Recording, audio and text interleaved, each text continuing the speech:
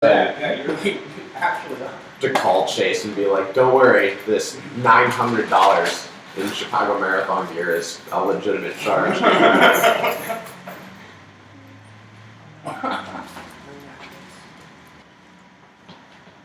was telling Bethany I got the CBD lotion from Wegmans yesterday, just to try it. No, like on Gronk. Well, no, he's out. Oh. So you started using it. Also, someone... He's still just getting paid to use it. Yeah. Not a bad deal. But he says it cured his concussions. How? His words, not mine. I want to ask. And I mean, I take Gronk's word for everything, you know. He seems like he's very educated. Yeah, you got that 3 years of the University of Arizona education. Yeah. The other day, someone started talking about the 4 agreements, and I'm sitting there like nodding my head, and the judge on the bench goes, "Oh, Idiot McCaffrey, do you know the 4 agreements?" And I just put up, I was like, "Yes, Your Honor." She goes, "Have you read it?" I was like, "Of course, it's Tom Brady's favorite book." She's an Eagles fan, so it didn't go over well.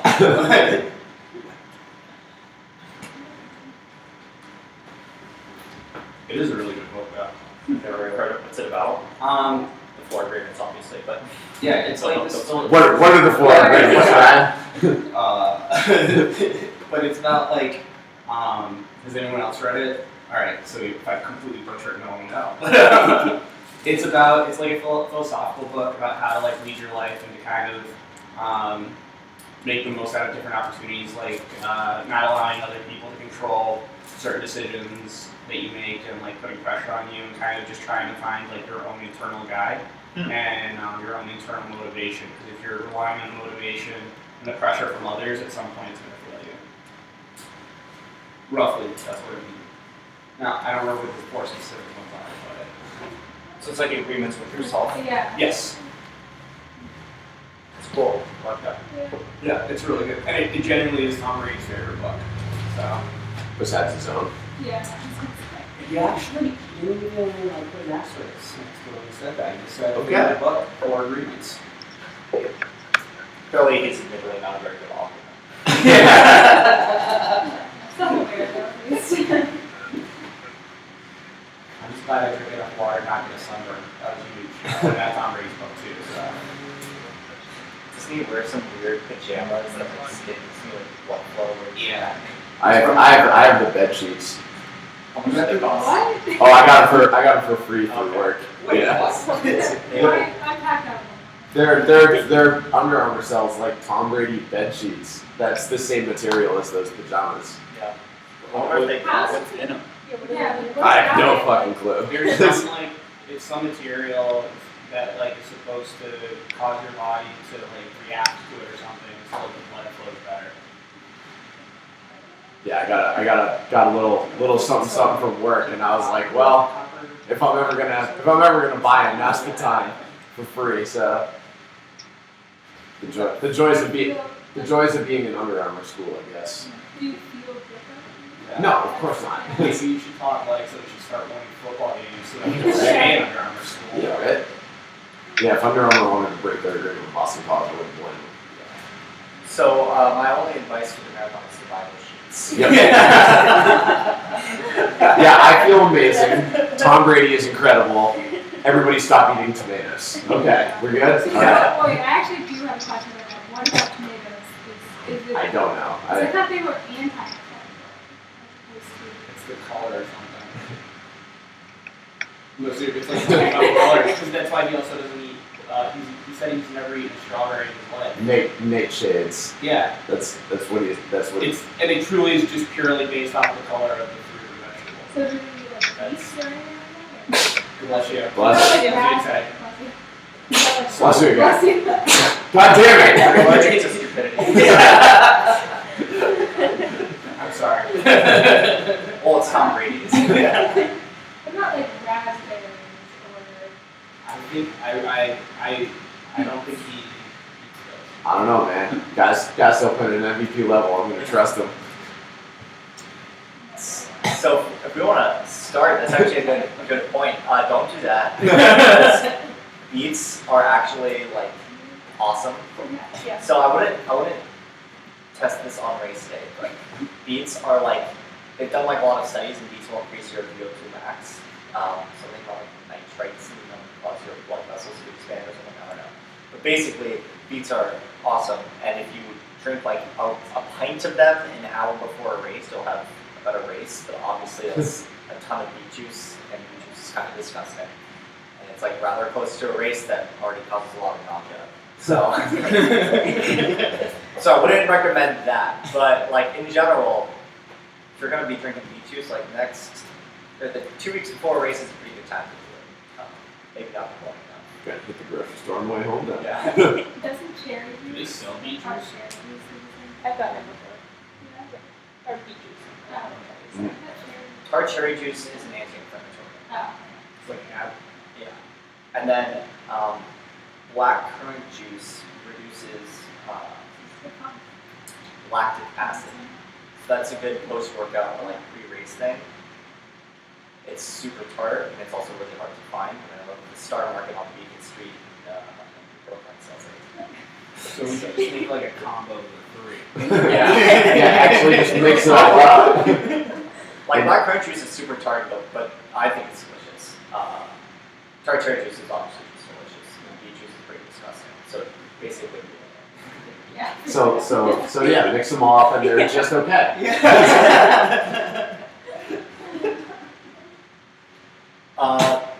So welcome to our third session.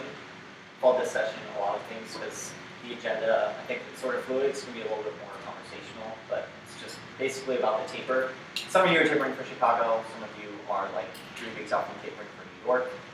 But either way, now is probably a good time to start thinking about how you want to taper.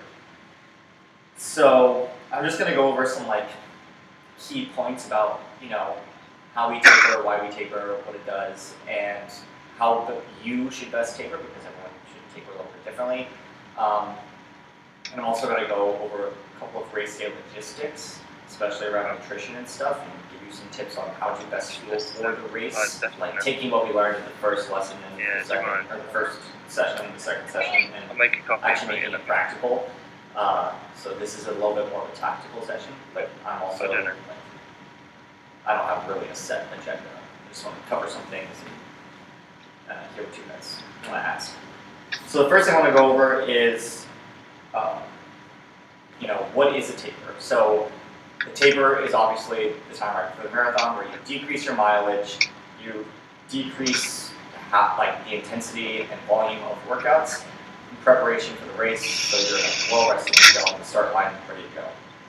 Not everyone tapers really. So in that first session, we went over a couple of different types of training plans, and a conventional Western training plan has a lot of hard workouts, or a base season where you're really just doing mileage and some light workouts, and then the middle of the season where you're doing hard workouts and slightly lower mileage, and then a taper. So the Western plan, unfortunately, a lot of my folks report that it's basically mileage is steadily going downhill, and the intensity is steadily going uphill. And then in the taper, you just do a lot of speed work, but not a lot of mileage. That's not really ideal for marathoning because you don't want to be burning those carbs too fast. You do want to sharpen up a little bit and do a little bit of speed, but you don't want to really overdo it. That shouldn't be the focus of the taper. So, some of the other plans, like Kenyan plans, they don't really taper. They just back off a little bit, sort of take a low week, maybe a low week and a half, ease up on the workouts a bit, but in general, their taper is workouts getting more specific to the marathon, which I think is sort of a good way to look at the taper. So my training, I'll take a blend approach. So I do a couple workouts to sharpen me up. One of them is the devil's workout. I'll get to that in a little bit. Or something similar, doesn't have to be that exact workout. And then besides that, just workouts where I'm just trying to, remember what race day pace feels like. Maybe if it's a hilly course, I'll do a light workout on rolling hills just to sort of mentally prepare myself for that. And one last light workout practicing fueling, but basically just making sure that all the pieces are there. Where the pieces that we've been building and integrating for the past 2 to 4 months You just want to like touch on them, make sure that they're there, and basically it's like, okay, race ready. So that's essentially my thoughts on the actual like workouts we're doing during the taper. So the devil's workout is basically the last sub-lactic threshold effort. So you start at tempo pace, which is about your lactic threshold, which is the pace you hold for about an hour, and it's a 30-minute continuous run. And you start at about that lactic threshold and slowly get faster, maybe down to 10K pace even. It's a pretty good effort because it's continuous half hour of running, and your average is probably going to be about 10 seconds slower than goal 10K pace, maybe like 10 seconds faster than your tempo. So it's something you can hold for like 40 to 45 minutes, but you're doing it for half an hour. So it's not a race effort, but it should be around 85 to 90% of like an effort in terms of a workout. Definitely not a race effort, but definitely not an easy workout.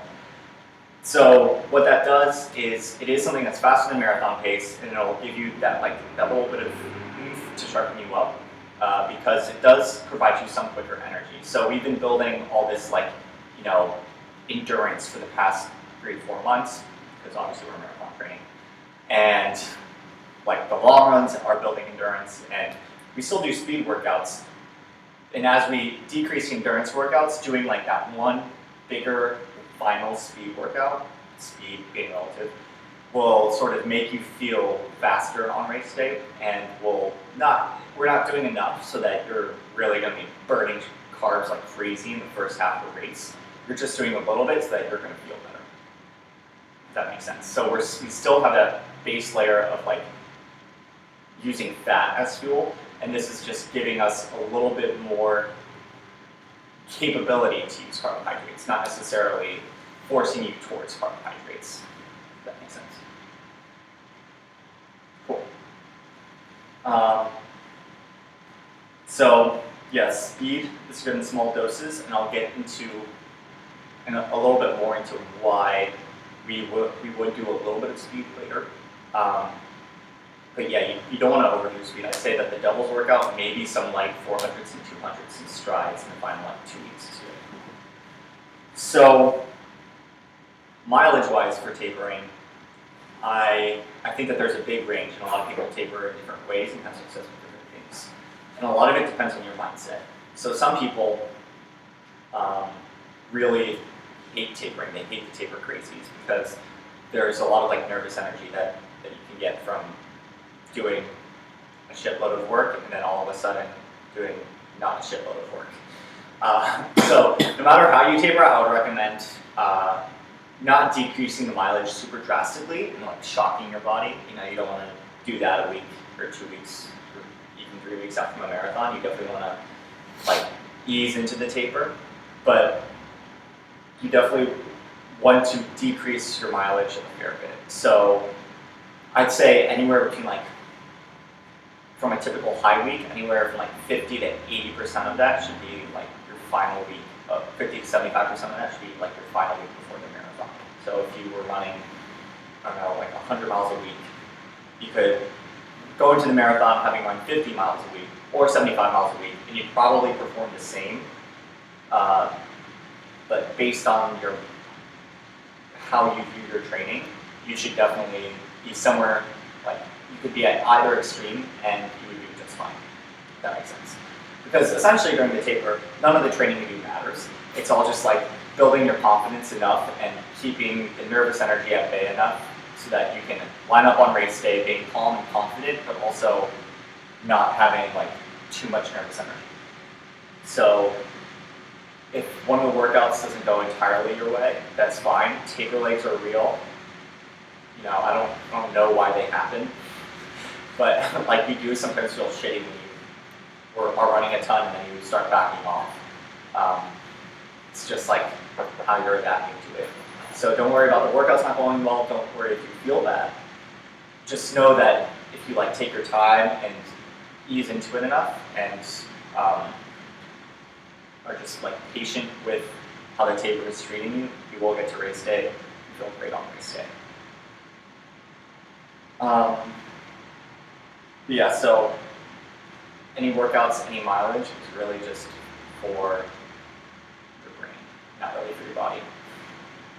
So if you're an especially nervous person, I would definitely, or anxious about racing, I would do more mileage. Because in general, it's probably better to taper less, just so that you shock your body less. And then on race day, you line up, and it feels more normal. It feels more like training.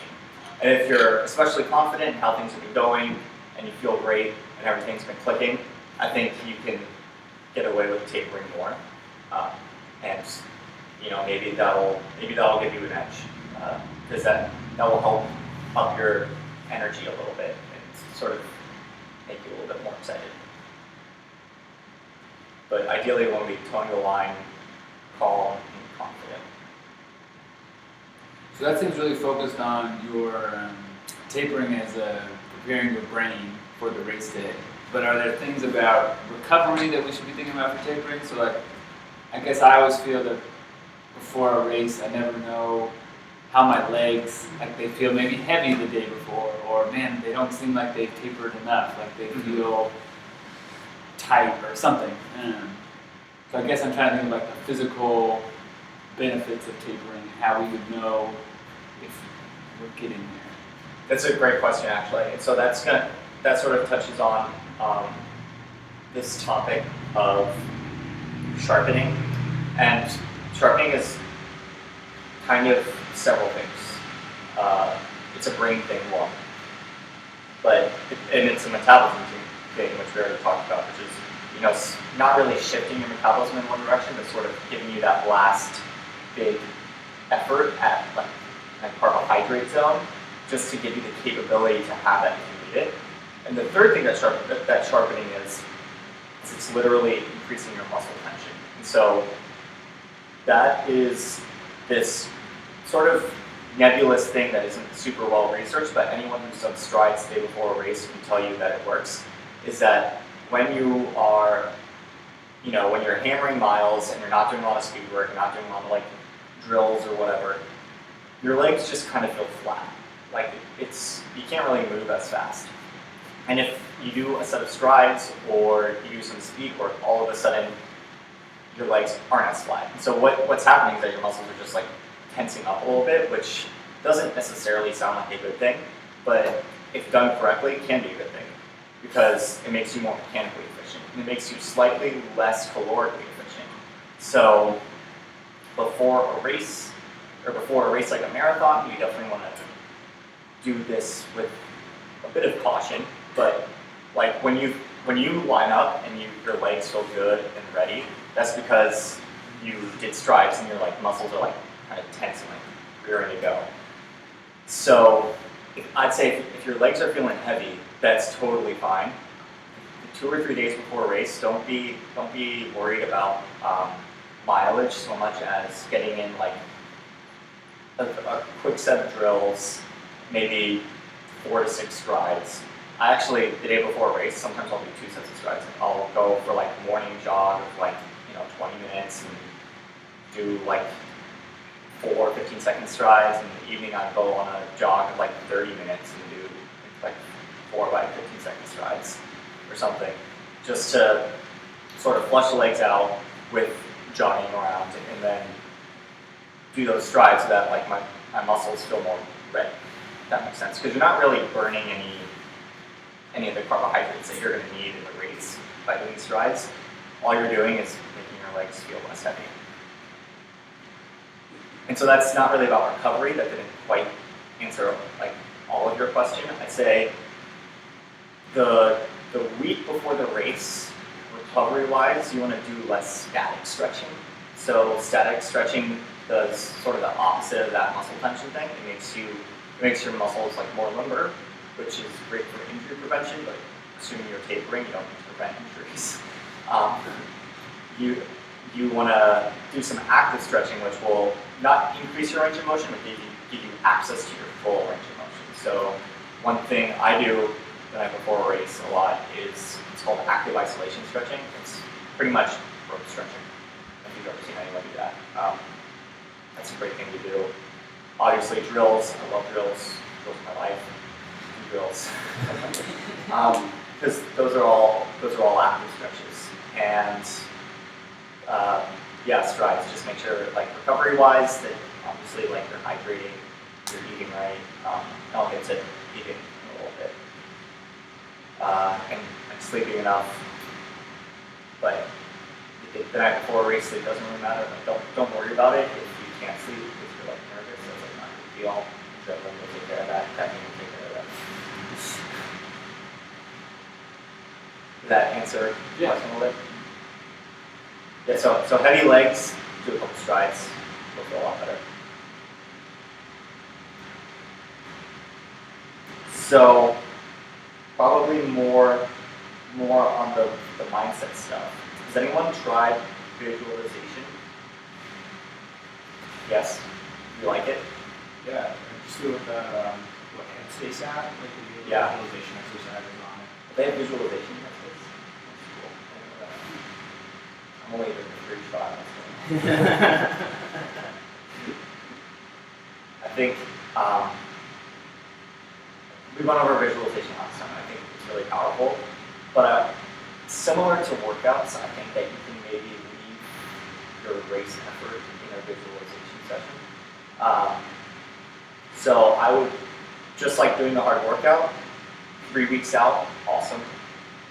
2 weeks out, depending on the workout, awesome. Some workouts maybe back off a little bit. But the week of, I wouldn't really do any visualization. I would say that, 3 weeks out, 2 weeks out, you can still build a little bit. You can still like get stronger, build confidence and stuff. The last week though is really just preparing to execute.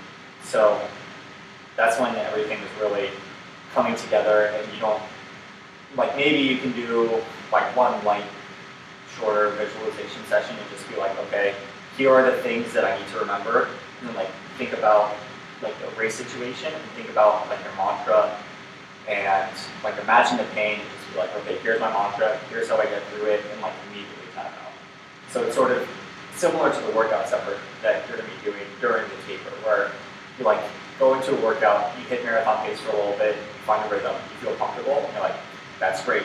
I'm running 15 minutes at marathon pace, 20 minutes at marathon pace, and I found my rhythm. That's all I need to do. I just need to make sure that I have that rhythm and that everything I need to succeed is there. Like, essentially the taper is about looking into yourself and saying, okay, I still have all the pieces that I need, even though I'm doing less. And so, around visualization, it's the same thing. Just like really like take it easy the week before it, and more like focus on the race and just like write down a list of the things that you want to remember. I'd say if you're getting anxious, and then run a couple more miles.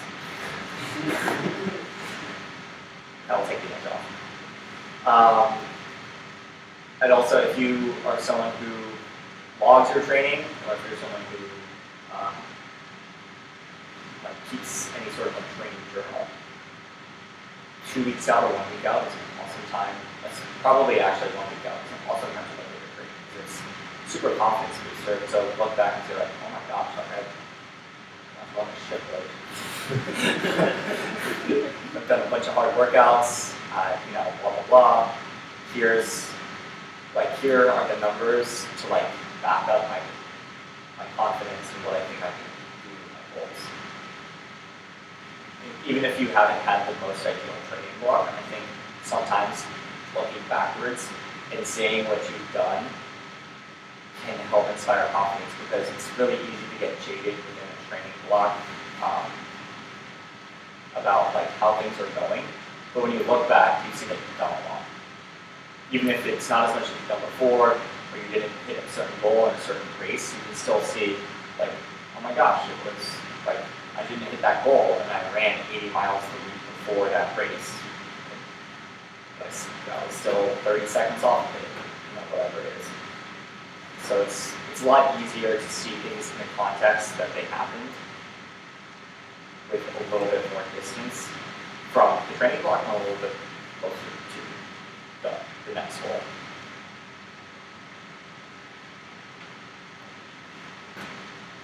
So around like work, so I have like just a bunch of different things. I get really like nervous leading a race and often can't pay attention in meetings.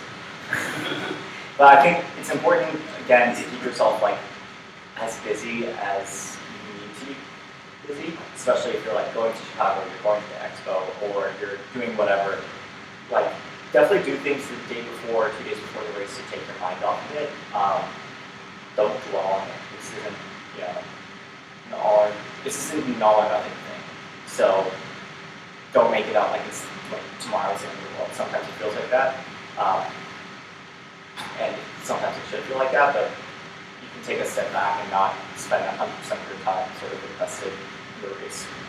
And so like at work and stuff, don't work until midnight, but work as much as you need to like not dwell on things. At the actual race itself, go on that riverboat tour, whatever everyone keeps talking about in Chicago. Have any of you guys done that? Yeah. It's an I hour. did it before last year. How'd it go? It was good. It's an hour of sitting, right? Exactly. Exactly. Learn a little bit. Yeah. I don't really remember anything I learned, but Yeah. I just remember Art Deco. Just all of it is Art Deco. But I think it's important to like go to a race, get situated, get a feel for where you're going to be, and then just sort of like find a routine there, or not find a routine there, but like see where you're going to be, find a rhythm, and then take your mind off the race. So you're sort of zoning in on the race, and then like almost building, or like you're building a rhythm, and then you're just like taking your mind off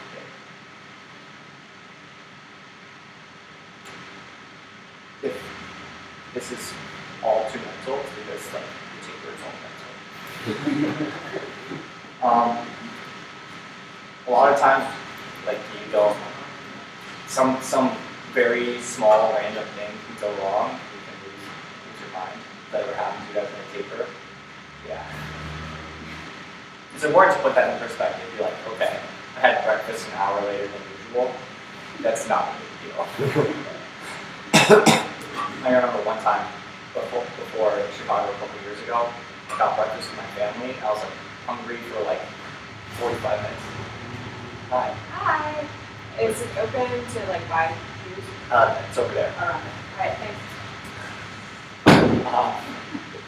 I like just not the first person who said that to me. There's a guy who like walked in and was asking me if we sold some type of drink. I was like, I don't work here. I just run food. yeah. I had breakfast like an hour after I started getting hungry, and I was freaking out. It doesn't matter.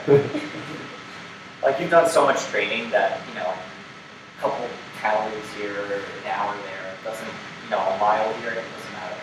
I think it's just important to keep that in mind and like just stay calm despite everything feels like it's all coming to a head, and it's not. It comes to a head at mile 20. It doesn't come to a head.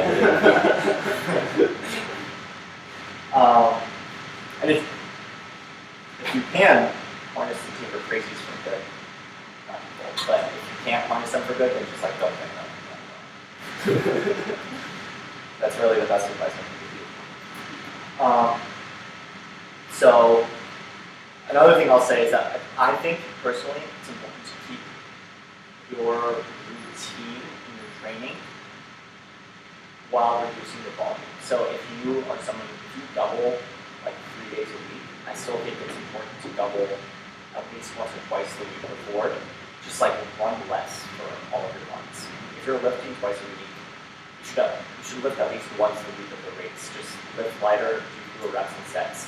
It's important to get in and try to keep doing what you're doing to sort of keep your hormones in balance and your like muscle retention in balance and like your brain in balance without like continuing to try to go. But I think keeping a routine is just as important as tapering.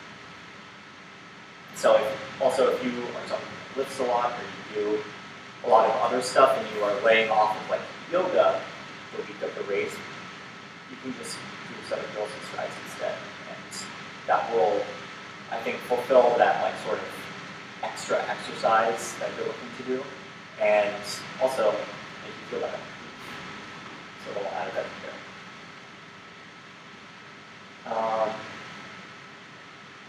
So now I want to get into some of the fun stuff, and that's the fueling. So I've read a lot about fueling. When we train, we do long runs to sort of like deplete our glycogen stores and force us to use fat as fuel. Super useful, super great. You've been doing that for a while. Another thing you can do, starting about 2 weeks out from your marathon, you can go keto and just like cut carbohydrates out of your diet and force your body to use fat as fuel. It's kind of, I've never done it. It sounds terrible. It sounds like you feel like garbage. It takes probably 3 or 4 days, maybe more, to stop feeling like garbage. You're supposed to do it for probably a little over like 7 to 9 days. And that will, allow you to use fat more as fuel during your race, and force you to use less carbs as fuel.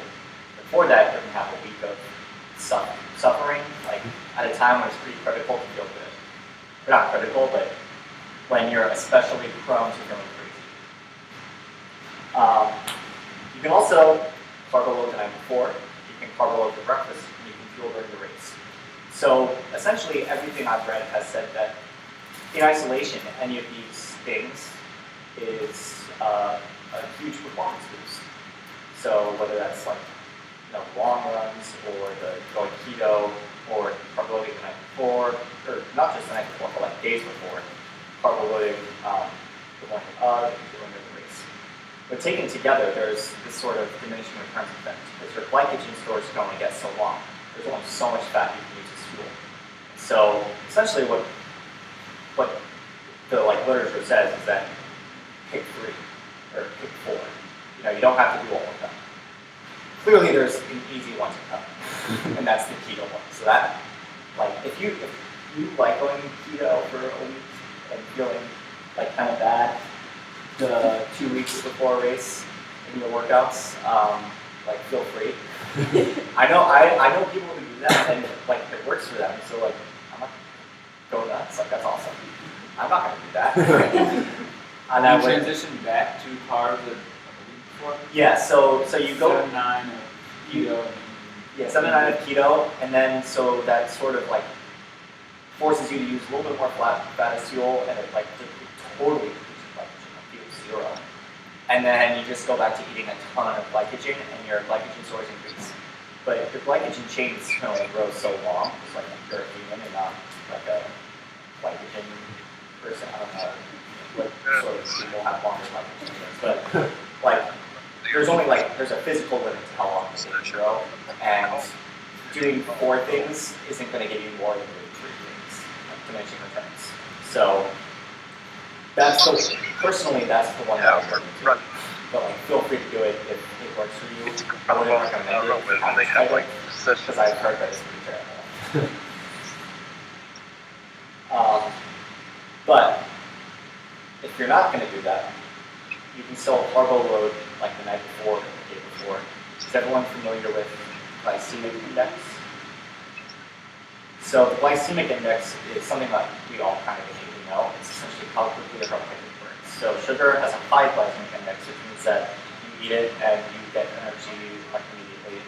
And something like a superstarch, like bucan, which is this brand of cornstarch, basically, that is for athletes, burns slowly, and it gives you very slow energy, but for a long period of time. When you're carb loading, you don't want the high glycemic index stuff. You don't want super sugary things. You definitely want the low glycemic stuff. So I think are those simple carbs or complex carbs?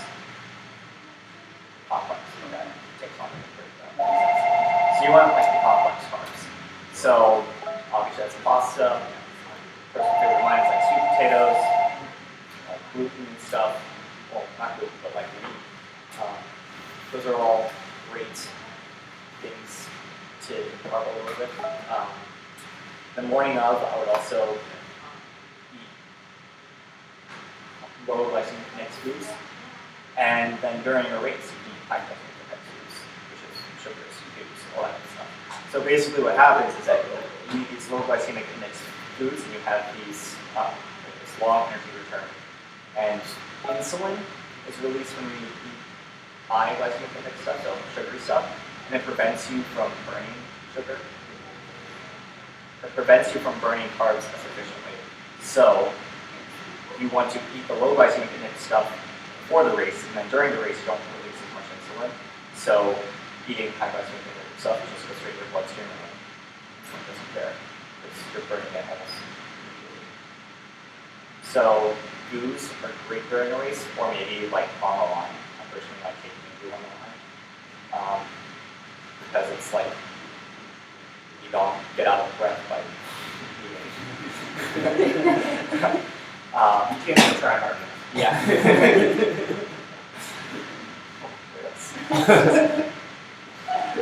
I have a question about the beers and stuff. Yeah, totally. So, I don't know if that's the Morton or Marcus or whatever.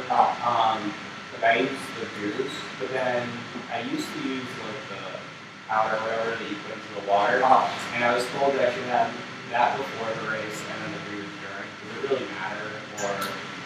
It's the same thing. Okay. I think it's just, I think they recommended that because you can carry the goos during the race and you can't carry the water. Okay. And the water is probably a little bit better because it's also hydrating.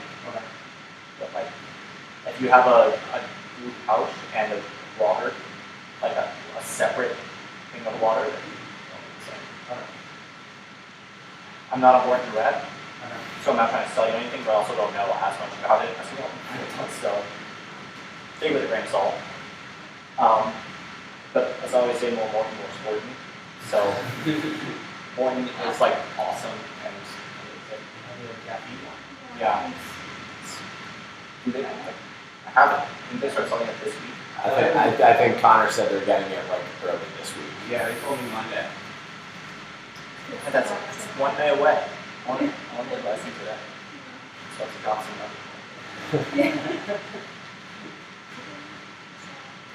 Gonna be super good. Yeah. So many carbs and so much caffeine. Because he also said there's like a ton of caffeine in it. Oh really? Yeah. He's like he was like, yeah, for Chicago I'll probably take 2 like over the course of it because there's just so much caffeine in it. It's like I was like, I'm so here for it. Well, how much coffee do you normally drink about? How much coffee? The 2. You. Oh, I don't drink coffee. Oh yeah. Yeah. Right. So obviously you both tolerance to caffeine. Caffeine's great because it like, increases your nervous system and it also helps you use more fat as fuel. So like caffeine is like it's good marathon juice. But you don't want to overdo it and get too dirty. Doesn't it also, while you're running, make you hurt less kind of thing? I feel like I've read somewhere that actually, you don't feel like you're in as much pain as you would be if you had it. Maybe that's just me, but I feel like anytime I have it, I feel just physically better. Probably. I would see that one. Literally doing drugs. Yeah, I guess that's fair. This is like saying $5 Jesse. So caffeine is great, but you definitely like it can make you too jittery. I don't know what like the recommended dosage is where they're like you've done like too much, or like what the symptoms are if you've done too much. But like it's hard to imagine someone doing this, like eking out from caffeine at like mile 20. But caffeine is definitely good. I wouldn't recommend doing every brew of caffeine unless you drink like 5 cups of coffee a day, and that's like what it takes. Maybe like every other one. Alright, sorry, you're going to talk about how many brews we should be consuming. Like exactly what I was gonna say. Alright. So the literature suggests 60 to 90 grams of carbs an hour, which is a lot. A typical like brand goo, I don't know actually how much some Morton goos have, but like the goos made by goo have like 20 to 25 grams per goo, which means like you gotta eat like one of those every 20 minutes. Obviously we're That's so much. we're coming up against like stomach and nausea limits, so like do as much of that as you can. If you take 2 an hour, I think that's also like acceptable. I don't, you know how much you have off the top of Can I go cheat and what? your head? Yeah, we can go cheat. Yeah. See if you have a Well, did you see Yeah. the thing that Connor posted about how much they should be That's- taking? oh, It's yeah. like every 6K Yeah. Yeah. or something. It's a So lot. basically every 4 miles, and I'm like, that's so much. The Morton, to be fair, the Morton is a lot easier to get down than Yeah. Goose though, Yeah. which is nice. But yeah, that's a lot going into your system over the course of a marathon. And I don't want to carry I know, Yeah, yeah. It's like, that's my thing, It's honestly. like a limit. Yeah. Like at 4, and that's my max. Yeah, exactly. Really? You can't fit more. I guess the more I ears don't- are really I big. like- Yeah, I just like using a little big bag. It's 25 grams 25 grams. and 100 calories, and there's no caffeine in it. So 25 grams. That means, ideally 3 an hour, but So that's what the literature says, but like what? Do you know what a marathon Take is 9 over the course of a marathon. Holy 9 hell. or I- 8 or 7 or I took, when I ran Chicago, I took one every 4.5 miles, which was about one every 25 minutes, which is about 69 grams an hour. And then I skipped my last one just dry eating. So, but this is dry. yeah. Well, I peaked at the finish line. Nice. Wait, Better there than Yeah. mile 24. Yeah, exactly. So, it ended up only being 4, but that was, I took the 4 within probably an hour 45. And then it was one.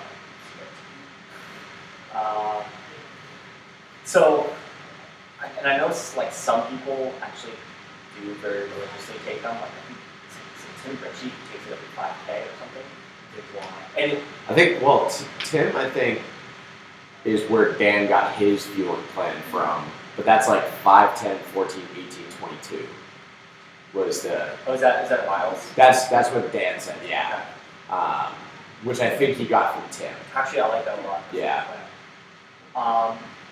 There's someone really good who takes it every 5K, but they also get bottle service, right? So there's and a lot of times the bottle service means you get Morton, so you can do it every 5K without peaking. If you're carrying a big bulky Morton booze, that's not really an easy thing to carry around much. Did we go over how to hide these or carry them? Or? No, I hate wearing the fanny pack things, but So, yeah, you can do handoffs, unless you're breaking world records, no one's going to care if someone hands you a bottle. Technically, it's not legal. It's not very damage, but no one cares. And it's not. I got DQ'd at Boston. Wasn't that like a heartbreaker strategy? Like a little on the course past that? Yeah. Well, you can you can't say, give this bottle to me. If you have a friend who is handing out bottles to everyone, they can give it to you. You can't have an advantage where you alone get a bottle. But no one cares. Use what you got. I've always felt like the plan thing, I go into a plan 5, 10, 14, and it just goes to shit pretty early on, right? You're feeling different, the nausea sets in, or you're you drink too much water, or it's hot, or something. So I guess I never know the feedback mechanism to know, hey, take this down now, or you know what, you're not feeling right, wait a mile and see how you feel. It's hard to gauge mid-race how good your plan is working or not. I feel like by the time you realize that it's not working, it's too late. Yeah. And I've definitely over-consumed and under-consumed on races, so I just feel like I'm completely in the dark on mine. What I want to do is practice more with it, but it's also, you're not simulating that race day experience, so it kind of works, but it kind of doesn't. I've done a training, a 22 miler, where I have done 5, 10, 14, 18, and it worked great. And I was like, sick, this better be awesome for the race. That kind of So I would say more than focusing on like fueling during long runs, fuel during workouts, because it's a lot harder to take in fuel when you're going marathon pace than it is when you're going long run pace, right? Like long run pace is 30 seconds per mile slower, and that's important, 30 seconds per mile.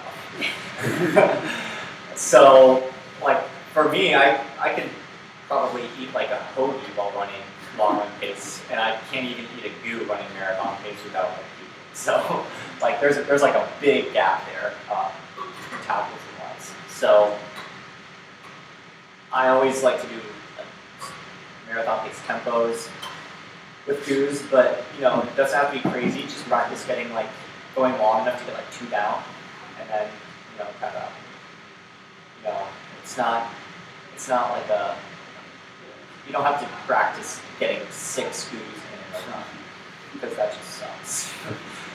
It's like in training we build all of these different pieces and we try to integrate different pieces together, but really on race day it's like you haven't integrated everything together until the race, and that's okay. And if you can build enough of a foundation for taking in goos that on race day you can take in enough, then that's really what matters. So if we're doing that 5, 10, 14, 22, it's really 6 because we're also having one at the starting line? You don't need that one, sorry. Alright. That's just what I do. I would suggest it because you don't actually need to carry it. You can take it and throw it on the ground. Yeah. And I'll get you through the first little bit. Or if you want to travel lighter, just do like 5, 10, 15, 20. As for like race day modifications to your plan, I would say if you're not feeling good, wait a mile, but don't make more. If you wait more than a mile, then you just skip the goo. If you wait if you wait a mile, you can say like, oh, I just had this goo wait. And for the first probably 18 miles, try to stick to the plan as much as you can. The last 8 miles is just you know, you just that's up to whoever's up there. So don't feel beholden to the mile 22 goo if it's not going down or if something else is coming up. But No, I skipped that one in Boston.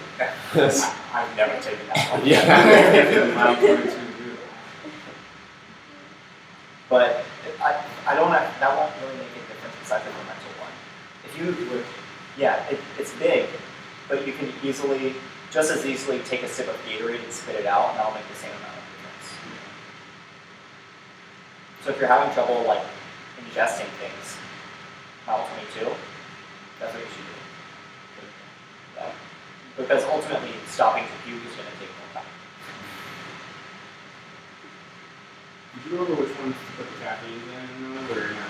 We're doing, like, so say we're doing 2 caffeinated demos.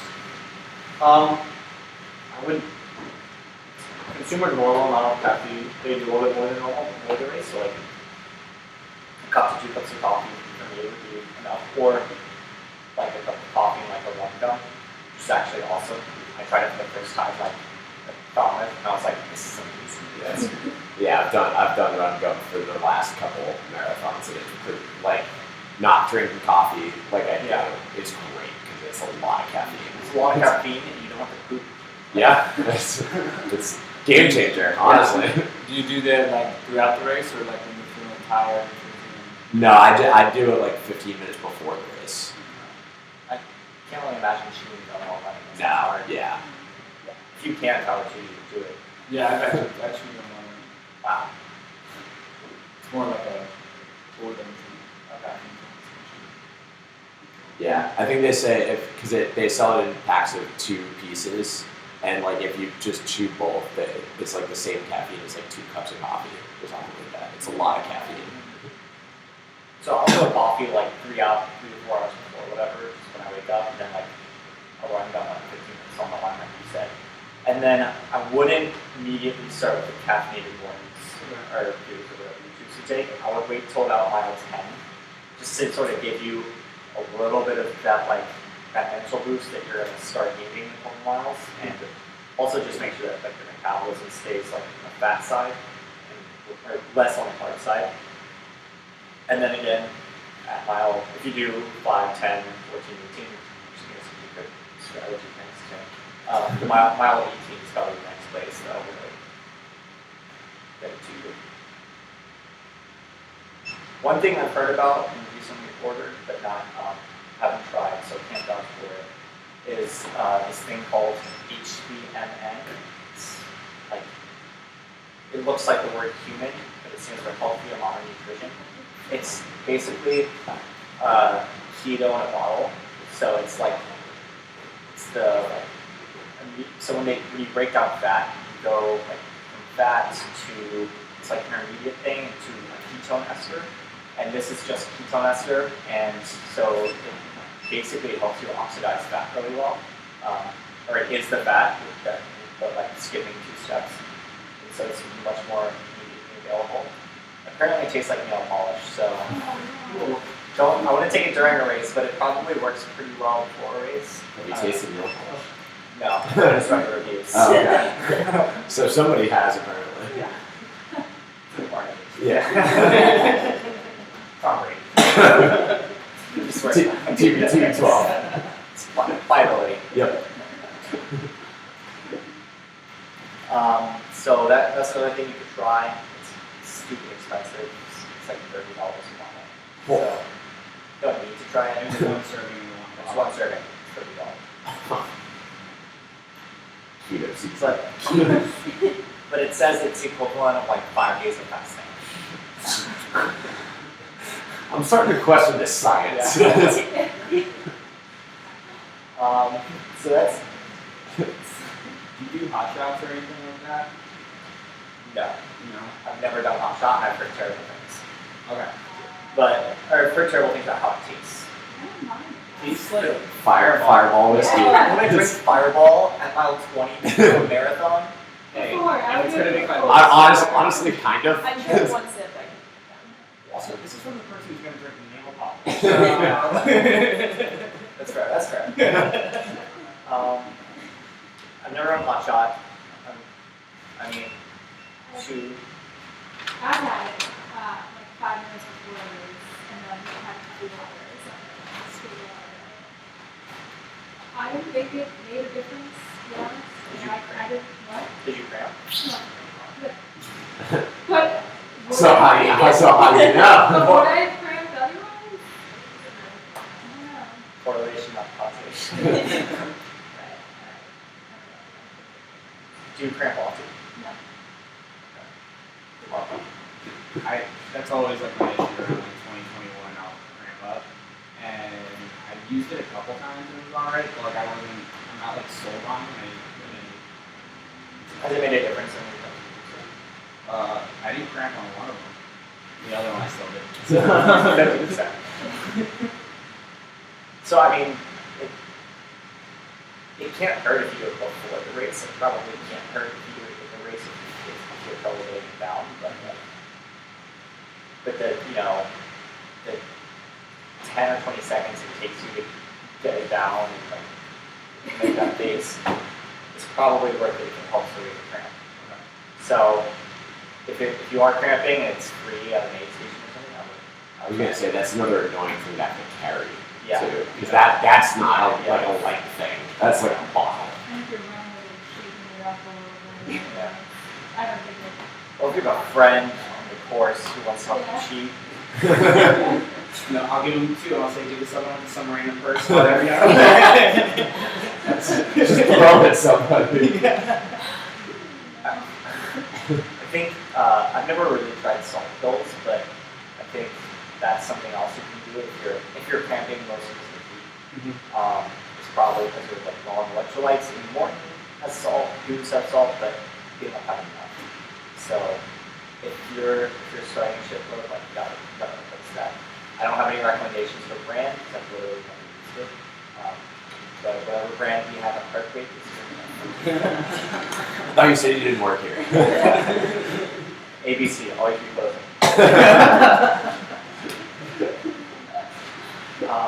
And that's about the race too. So the one thing I'd say about water is don't overdo it. There are all these health guidelines. Drink often and more than you think you need. Garbage. You can definitely overhydrate, and that will probably make whatever cramping you have worse. You should definitely drink.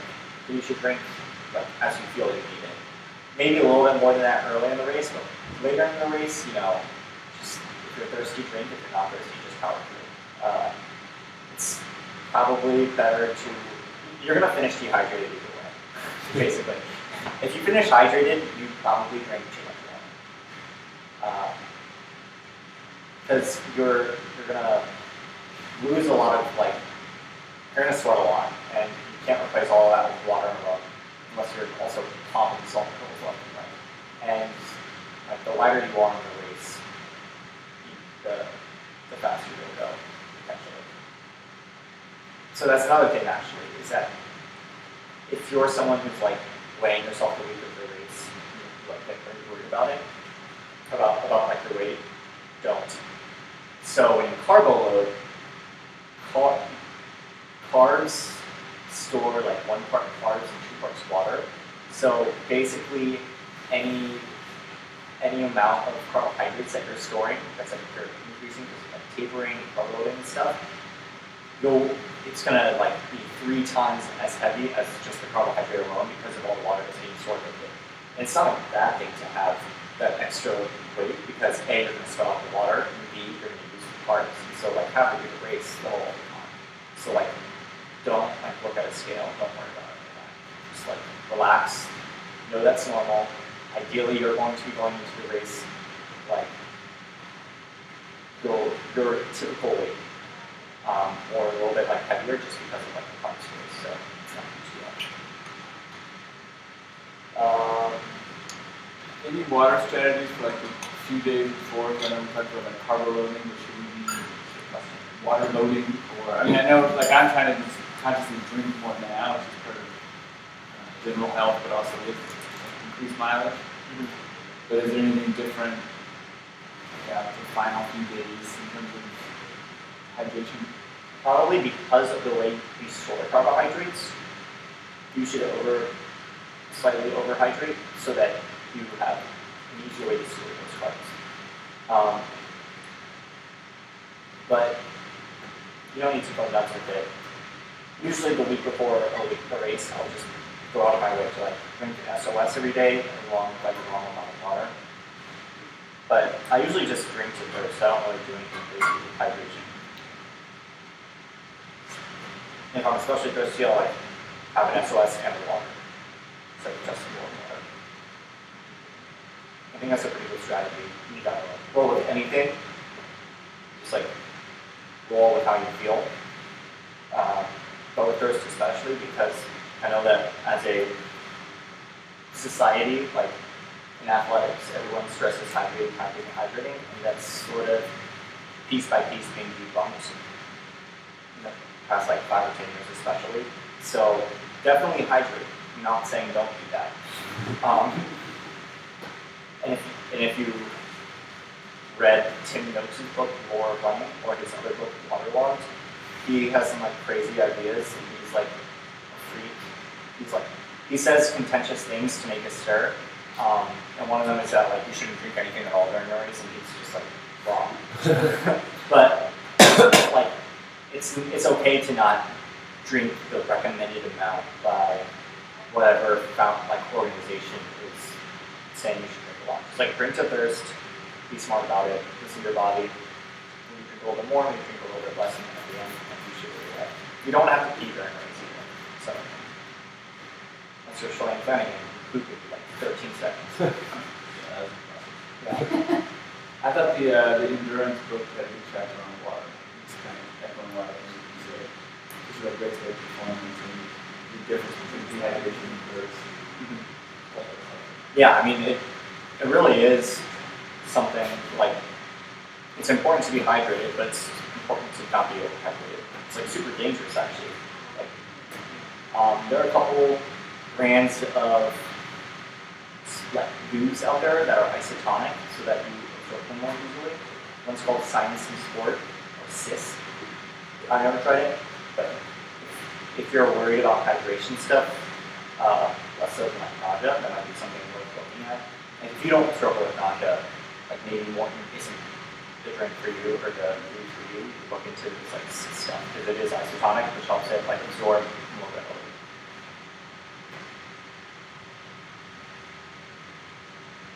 So you mentioned the SOS, which that's like essentially the same thing as you do, right? Yeah. So should we be increasing our consumption the week before of like those electrolyte drinks? And then also, so like I never drink Gatorade, I only drink like the green stuff. Should I be making an effort to have people, you know, me and whoever else wants it on the way, like while running, instead of the Gatorade? I'd say before the race, noon over Gatorade, just because Gatorade has more of that like high glycemic sugary stuff. And you can increase it slightly. I think if you drink it with the same frequency as you were drinking it before, and you're training less, that should actually be enough because you're like sweating less, but you're still like preparing your body for the race. So like, you know, same thing as what you were doing before, but you need it less for your day-to-day and more for your upcoming event. During the race, slug away at Gatorade if you need, you know, any calories is good calories. Salt, for the most part, is like a good thing unless you're dehydrated. But you'll know if the salt is a bad thing because you'll get thirsty. It's the great thing about salt. It's not just on the tongue, like your blood concentrations tell you to be thirsty, not like your tongue doesn't tell you to be thirsty. So if you like take a salt tab, you don't taste the salt, and then you're thirsty 3 miles later, like, oh shit, like, just drink some water.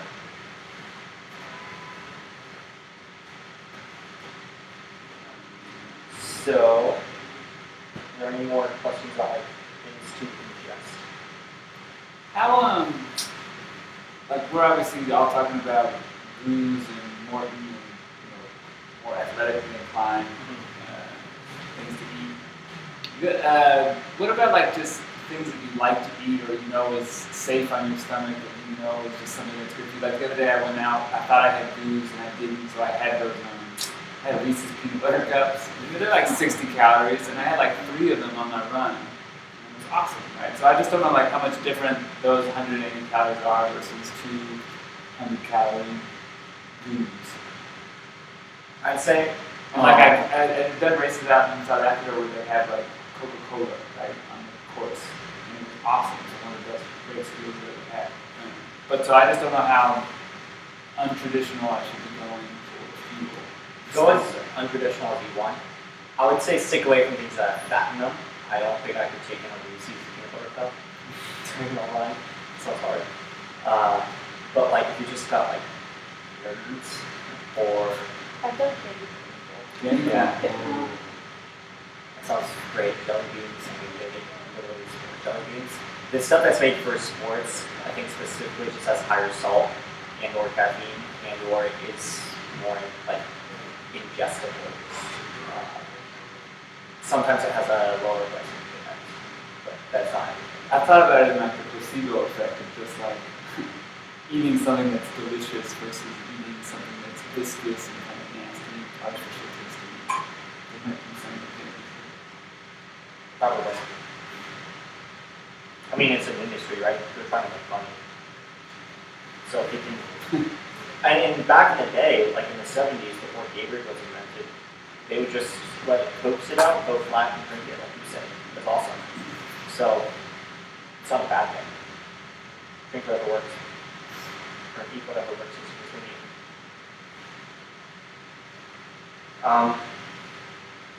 Another product I really like is UCAN. It's what the band uses or used, I guess. It's like a slow-acting carb. It's a low glycemic index, and it's not. I wouldn't use it in a race, but I would drink it like an hour, 2 hours before, basically to add on to like what you have for breakfast. I think it works pretty well. It's not that rough on your stomach. It tastes pretty chalky, but it's fine. It's like a cornstarch stuff you're talking about. Yeah, exactly.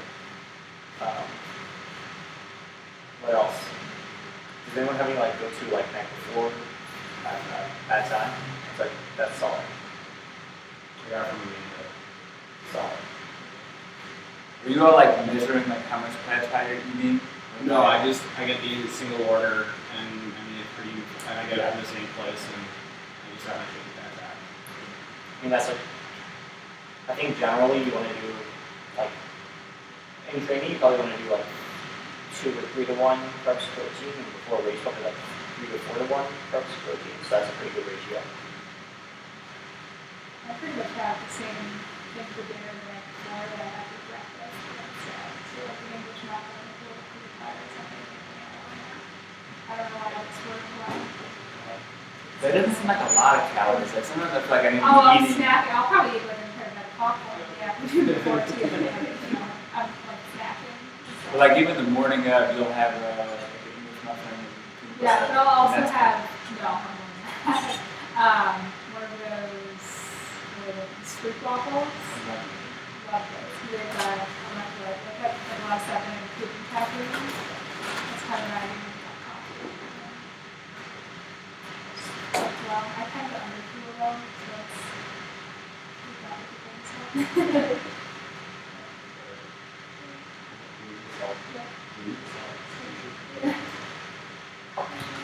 I made some awesome like sweet potato black bean quinoa patties. And then put that on a bun. It's like carb heavy and then like just enough protein for like and stuff. It's pretty nice. And I do like a bagel with peanut butter. Maybe not the whole thing, but I stop getting hungry. Coffee And you're trying to take that down. You have 7 o'clock race. 5. 4. 6:30. I try to eat like my meal at least 3 hours in advance. Ideally, if the race is later, at like 4 hours in advance. But you know, it's a 7 o'clock race. 4 is about. I'll wake up at like 3:45. It's like. Yeah, like Chicago's a 7:30 start. Yeah, So it's rough. 3 hours before is that's what Yeah. But that's also I like struggle with not a lot. If you don't, like, go closer to the race. You get as close to the race as you can within like 2 hours, just so you can digest, but without feeling nauseous during the race. So if you know like you work well within 2.5 hours, then do 2.5 hours because you want that energy as close to the race as you can get it. Definitely would not recommend like, skipping breakfast. Like at least if you struggle getting something down, like wake up and eat like something. Wake up earlier. Just like get your metabolism going. Anything else? This isn't so much feeling like the night before, the morning before, but I know I have some friends that swear by like not drinking 2 weeks before, others who are drinking the same amount up to the race day. Like, do you have any feelings on that, or? I think not drinking is sort of like a wash because, you know, on the one hand, drinking does measure recovery, but on the other hand, like it's probably social.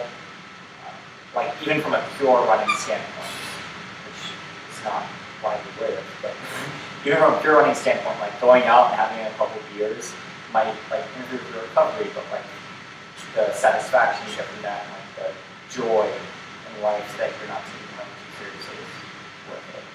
I wouldn't do it, I wouldn't like go out and like drink within a week of the race, but like a couple beers is enough. It's carbs.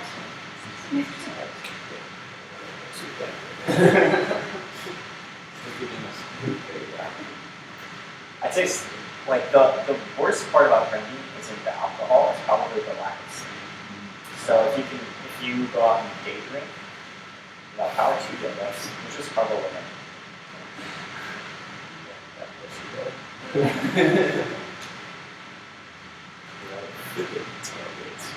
Check before another DC launch. Also, Didn't even get the satisfaction of being social. also there's a brand called Athletic Brewing Company, which makes a non-alcoholic beer. If you're a total nerd, you can go do that. Company Square. So if you want like after party tips, I get very nauseous during the race, and I get super nauseous after the race. So I've definitely been like, I need a non-alcoholic beer because I would puke if I had an alcoholic one. So I think that's not frowned upon. Or I don't frown upon that.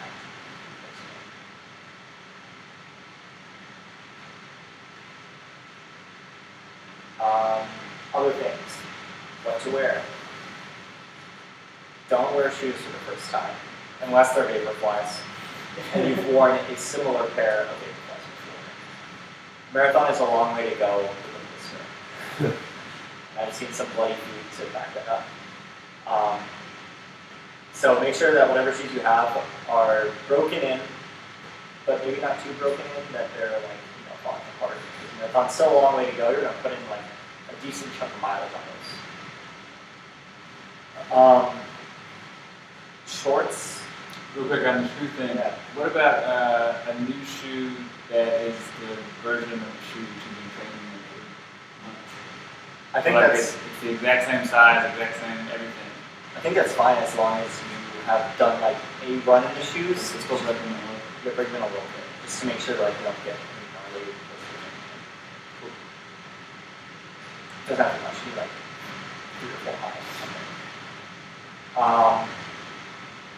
Shorts. I actually prefer half tights because I think that, well, like from a I don't know about like women, but like from a guy's perspective, like I chafe a lot less in half tights.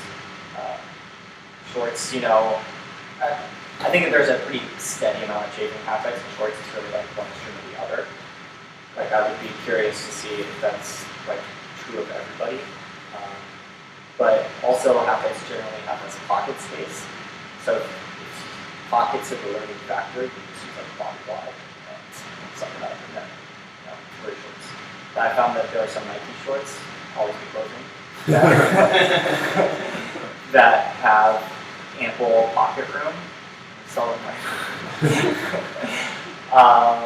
but I don't know of any shorts that like really have tons of pocket room. I think this might be one area where women actually do have like more room because like sports bras generally tuck something in like here and there. I know a lot of women do that. Seinfeld really good bro, like so you just have sports bros for guys. Do you know? I mean that's just like goo heaven right there. You don't have to wear a fanny pack. It's just right there. Found that exactly to be the case. By the way, Yeah. I mean, I like just for like scoring news. I don't know if it's worked. I know women that do it, but I don't know if it would like work for everybody. Men, we've all watched that episode of The Office. We all know the dangers. It's a medical tape. There's this awesome Korean brand called Mr. Nipple that I love. Highly recommend it.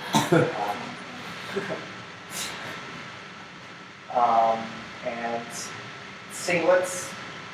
Obviously, just wear your HeartBREAKTHROUGHI singlet or whatever. Wear whatever's comfortable, whatever like would sweat the most easily. If the temperature's kind of iffy, I think arm sleeves are a great way to go. You just throw them off.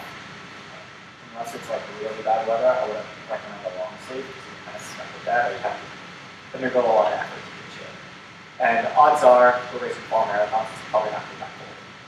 One thing you can do is wear like a long sleeve and get you on the line, or arm sleeves and get you on the line. It's better, generally in a marathon, it's better to start too cold. I would not say that in any other race, but there's, you have like 20 miles to warm up, so it's not yeah. First mile's a little bit slow. Socks, stance are great. I like toe socks because I'm in it. So it is good. Whatever doesn't give you blisters. It's pretty cool.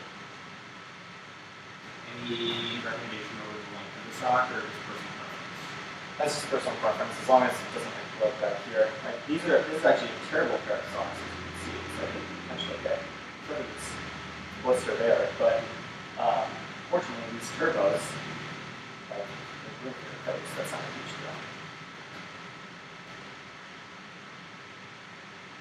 I think the half caps look cooler, but they are a little bit, hotter on your feet. So if you care about looks, half caps are pretty.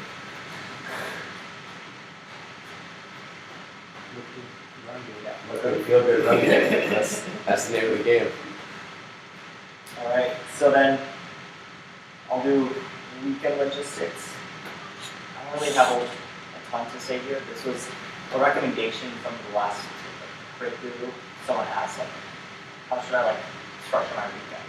And it's basically the same thing as a taper. Like, do enough to keep you busy and to keep your mind off of it, but don't do so much that you don't think about your race at all. Like, you want to spend time thinking about your race, but you don't want to spend time going crazy over your race. So I would say do the boat tour or whatever the New York equivalent of that is. Don't walk around too much, but it's okay to walk around. Don't freak out if you have to walk a mile. That's fine. Or walk a couple miles, like over the course of the day. That's not a huge deal.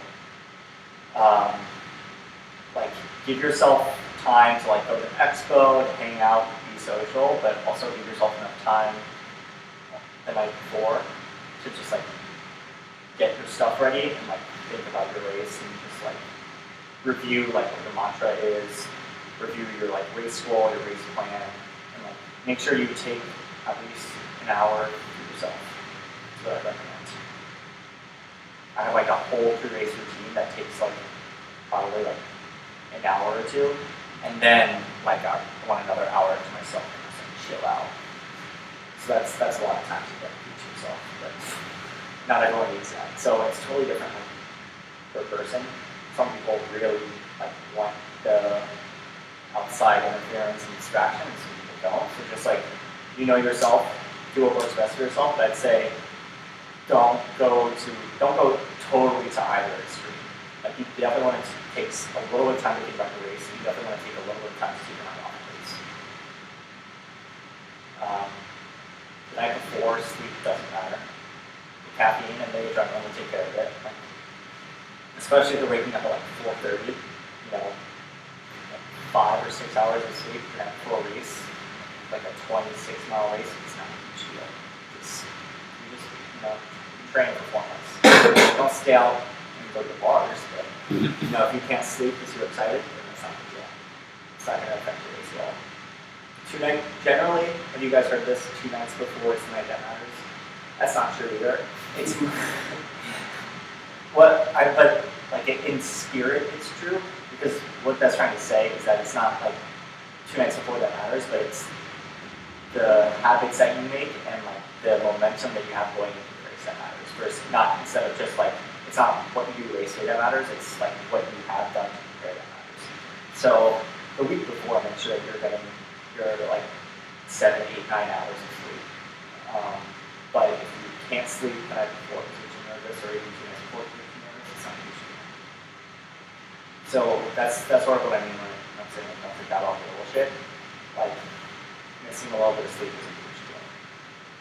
And it's kind of tough though with morning races because you're always at this impasse of do I wake up earlier the day before to practice getting up early? Or do I sleep in to maximize the amount of sleep I get? I would say don't do either. Don't sleep until 10, don't wake up at 4:30. It's wake up at the time you normally wake up for work. That's 7, 6:30, whatever. 4:30. No, that's easy for you. Jeez. You're going to do the wrong before. So yeah, so then just stick to your routine. I'd say stick to your routine as much as possible except on race day. So just keep that on next go. Unless your routine is 10 a.m. That's probably not. 10 a.m. and you gotta wake up at 4:30 the next day, that's not the routine.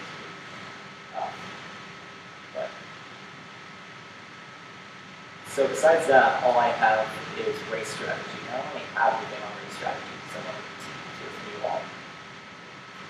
What questions you had about race strategy?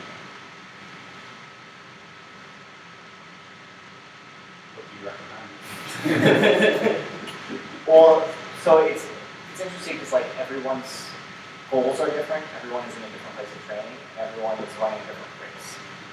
Like whether physically a different race or like just like mentally within the same Chicago marathon, like the same New York marathon, you're running very different types of races. I'd always err a little bit on the side of being conservative, but I wouldn't like bank on being conservative. So what I mean by that is go for even splits. If you're shooting for like 3 hours, it's okay to go out in 1:30. It's okay to go out in 1:29. It's okay to go out in 1:31. But like, don't stray too far from that. Like going out too fast, you'll feel it. And going out too slow, there's a good chance you won't be able to hit it. Like you definitely can still. It's better to go out. It's easier to go out in like 1:32 and close in like 1:28 or something than it is the other way around. Just because of like how much energy you lose, like using carbs like the very beginning of this. But conservative, like even split is probably the best because you will probably around halfway through you will feel good and probably speed up a little bit. That's okay. Probably around mile 18 or 20 you will feel bad and probably slow down a little bit. That's okay.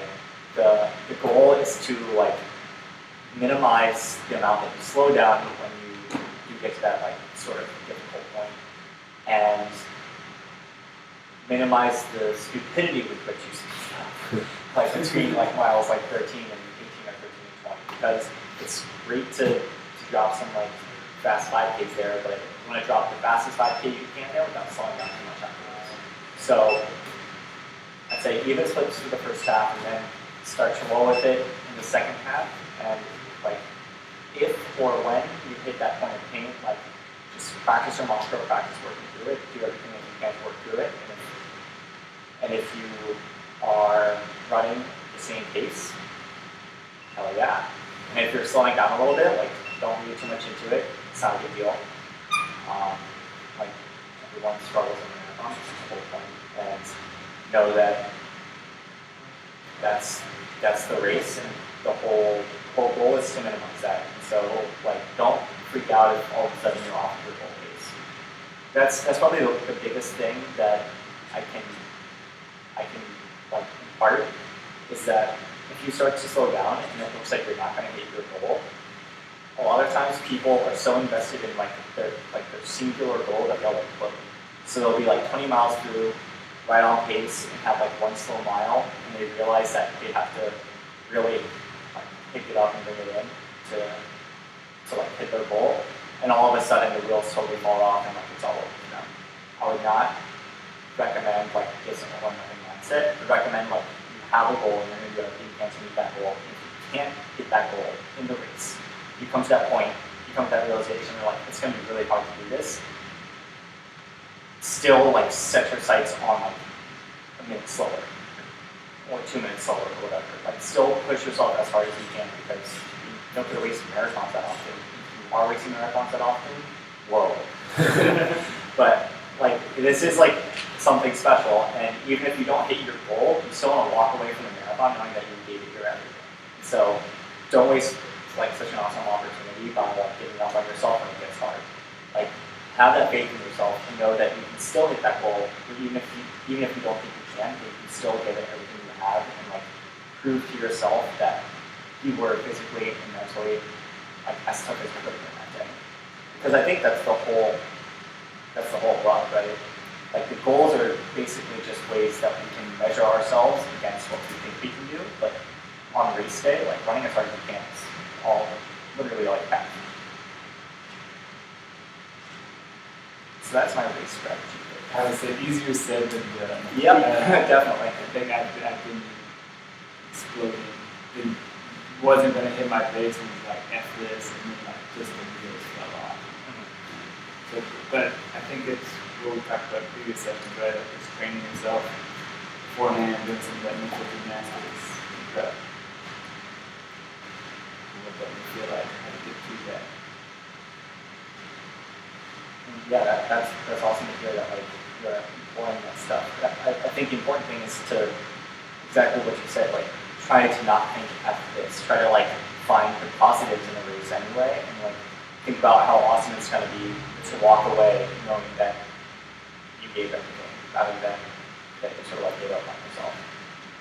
Yes, it is easier said than done. Yes. I ran a 10K yesterday for as part of the training plan, and like, it didn't go well, but like mid-race, I was like, no, this is what we normally do, is you're super negative right now, so let's like try and find the positive. And I think it's been better since yesterday. I think I processed it better than I would have 6 months ago. That's awesome. It can work. Yeah. And like it's not always gonna come where like sometimes you'll have the negative thought without even trying to think it. It's just gonna pop up there. And that's okay. Like, it's not our job to judge ourselves, but try to like guide yourself in the right direction in the race. So don't worry if things start going a little bit that way. You hit a rough patch. I mean, Kayla hit a rough patch at like 19 miles today, and then ran 2 seconds on the road when we ran. Still got it. Show goes the best, but anyway. But I was going to throw down Gauntlet in like a month, so. Yeah. It's still, I'm glad you did that, because I love the joke. How dare you? It's disrespectful.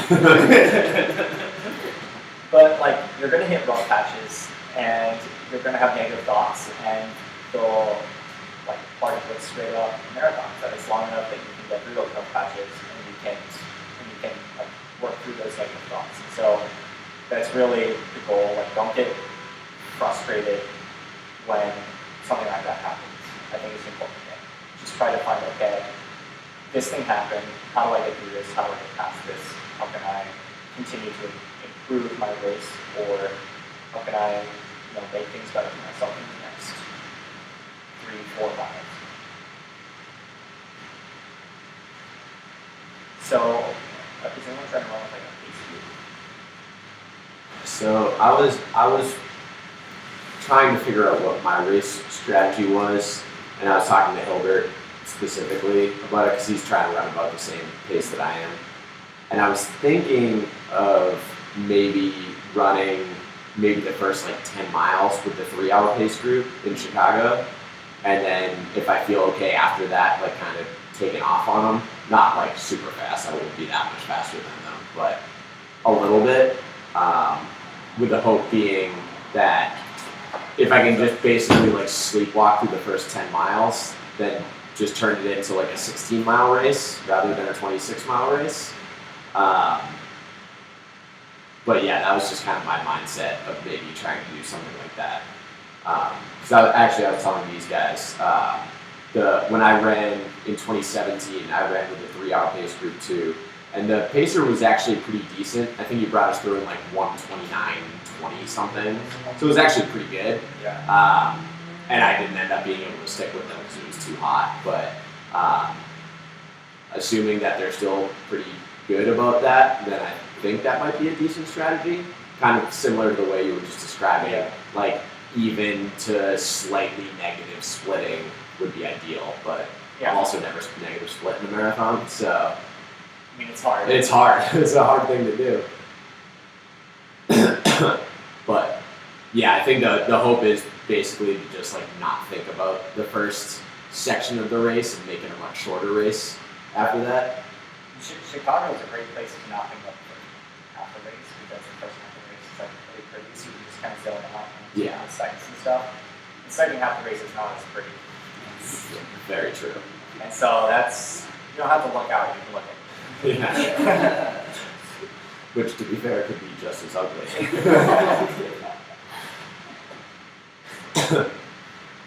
Yeah.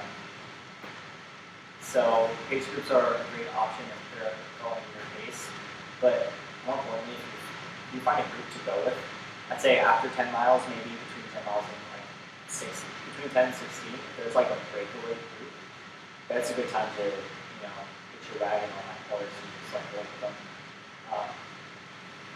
Because, it's better to run with people. Running alone is harder. Be ready to run alone, but don't pass up the opportunity to other people. That's yourself. Set your sights on someone 100 feet in front of you and slowly bring them down. That's a favorite of mine.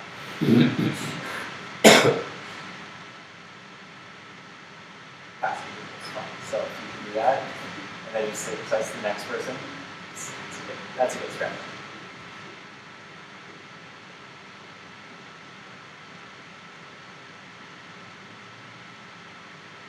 Alright, any other questions or anything? That's all I have prepared. Cool. Well, I got time to talk here. Hang out for a bit. I'll be a lot easier on the test. Yeah. Oh, that's, yeah. He's been waiting to ask that for an hour and a half. Rolling out is great the week of. Just like make sure that, just like roll out enough that you feel good. Don't roll out so much that like you lose or whatever. Don't go crazy, but just like a little bit here and there is awesome. Like light stretching, all that good stuff. All right, for those on my phone, we're gonna stop recording and